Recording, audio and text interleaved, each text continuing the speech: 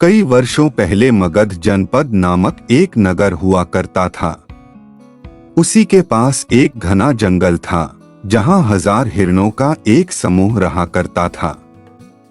हिरणों के राजा के 2 पुत्र थे, जिनमें से एक का नाम लक्खण और दूसरे का काला था।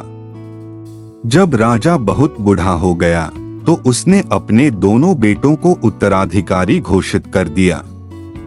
दोनों के हिस्से में 500 से 500 हिरण आए।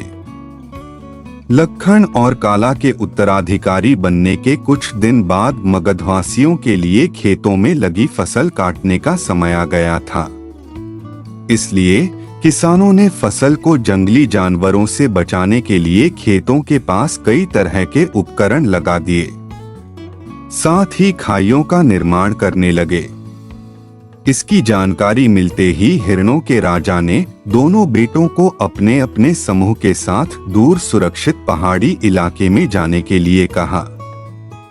पिता की बात सुनते ही काला तुरंत अपने समूह के साथ पहाड़ी की ओर निकल गया। उसने जरा भी नहीं सोचा कि दिन के उजाले में लोग उनका शिकार कर सकते हैं, और असल में हुआ भी यही। रास्ते में कई हिरण शिकारियों का शिकार बन गए। वहीं लक्खण बुद्धिमान मृग था, इसलिए उसने अपने साथियों के साथ रात के अंधेरे में पहाड़ी की ओर निकलने का फैसला किया और सभी सुरक्षित पहाड़ी तक पहुंच गए।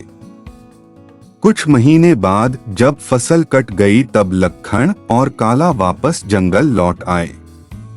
दोनों समूह के साथ वापस लौटे तो उनके पिता ने देखा कि लक्खण के समूह के सारे मृग साथ है और काला के समूह में हिरणों की संख्या कम थी। इसके बाद सभी को लक्खण की बुद्धिमत्ता के बारे में पता चला, जिसकी सभी ने प्रशंसा की। कोई भी काम करने से पहले कई बार सोचना चाहिए, तभी उसको करना चाहिए। इससे हमेशा सफलता मिलती है।